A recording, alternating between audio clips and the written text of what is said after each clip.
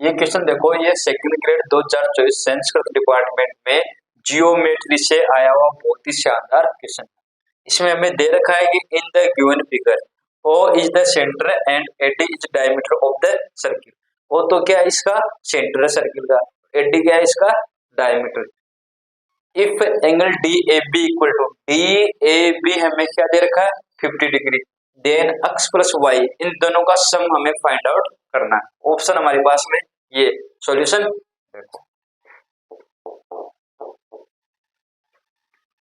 OAB एक triangle है, OAB क्या एक ट्रायंगल है, और ट्रायंगल में एक प्रॉपर्टी होती है कि यदि एक ट्रायंगल में दो साइड क्या वो इक्वल हो तो इनके सामने वाले एंगल भी क्या होते हैं इक्वल।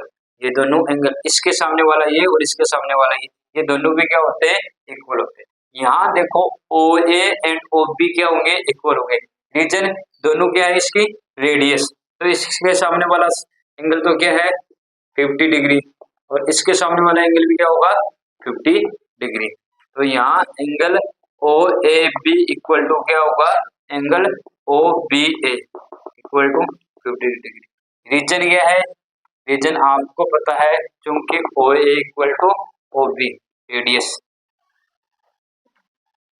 देन तब क्या होगा बताओ, आप जानते हो एक बात और ट्रायंगल की ये प्रॉपर्टी और है हमारे पास में, दो इंटीरियर एंगल का सम दो इंटीरियर एंगल का जो सम होता है वो तीसरे इंटीरियर एंगल का बाहर जो एक्सटीरियर एंगल बनते हैं उसके इक्वल होता है। यानी तीसरा इंटीरियर एंगल है इसके बाहर जो एक्सटीरियर एंगल बनेगा उसके इक्वल होता है इन दोनों का सम। ये 50 दे रखा है, यहाँ पे ये 50 दे रखा है और ये अक्स दे रखा है, तो इसकी वैल्यू क्या आएगी 50 plus 50 equal to 100। Then x equal to क्या आएगा 50 प्लस 50। अब हमें y की वैल्यू और फाइंड आउट करनी है। इसमें देखो ABCD एक क्वाड्रिलेटरल है जिसमें चार साइड हो, फोर साइड हो, AB BC CD और AD। ये ऐसा क्वाड्रिलेटरल है साइक्लिक क्वाड्रिलेटरल। ये कौन सा होता है साइक्लिक क्वाड्रिलेटरल, जिसके क्वाड्रिलेटरल जिसके चारों वर्टेक्स पॉइंट हो, क्वाड्रिलेटरल के चारों वर्टेक्स पॉइंट क्या हो सरकमफेरेंस पे हो, सर्किल के सरकमफेरेंस पे स्थित हो। देखो यहाँ पे ये A है, ये B पॉइंट है, ये C पॉइंट है और ये D पॉइंट है, इसके सरकमफेरेंस पे स्थित है, तो ये क्वाड्रिलेटरल कौन सा हुआ हमारा साइक्लिक। और इसमें एक प्रॉपर्टी होती है कि आमने सामने एंगल का जो सम होता है वो कितना होता है वो 180 होता है, वो 180 होता है। तो यहाँ एंगल A और जो एंगल C है उसका सम कितना आएगा बताओ, क्योंकि angle A equal to angle C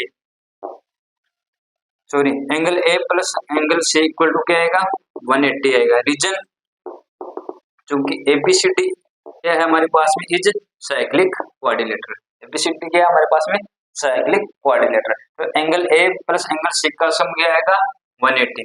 अब एंगल A की वैल्यू क्या दे रखी है यहाँ पे 50 डिग्री प्लस एंगल C की वैल्यू क्या दे रखी है हमें y इक्वल टू 180। तो y इक्वल टू क्या आएगा 180 माइनस 50 इक्वल टू 130। अब हमारे पास अक्स की वैल्यू 100 है और y की वैल्यू 130 है, हमें फाइंड आउट करना अक्स प्लस y की वैल्यू, तो 100 प्लस 130 इक्वल टू क्या आएगा बताओ 230। Option number a is right answer, a option is right. Second question देखो, in the given figure if AB equal to 8 centimetre, AB जो है इसकी वैल्यू तो क्या है हमारे पास में 8 सेंटीमीटर एंड PE जो ये PE इसकी वैल्यू क्या है 3 सेंटीमीटर और हमें फाइंड आउट करना है AE, से लेकर E तक ये डिस्टेंस हमें फाइंड आउट करनी। ऑप्शन हमारे पास में ये है। सॉल्यूशन देखो, आप जानते हो हम सब जानते हैं एक सर्किल है, सर्किल के बाहर कोई पॉइंट स्थित है तो उससे जो टेंजेंट लाइन कितनी ड्रॉ हो सकती है 2, दो टेंजेंट लाइन ड्रॉ हो सकती है, 2 टेंजेंट लाइन ड्रॉ हो सकती है और दोनों की टेंजेंट लाइन की जो लेंथ है वो हमेशा क्या होती है इक्वल होती है। जैसे मान लो ये पॉइंट P है, ये A है, ये B है, तो यहाँ PA इक्वल टू क्या होगा PP।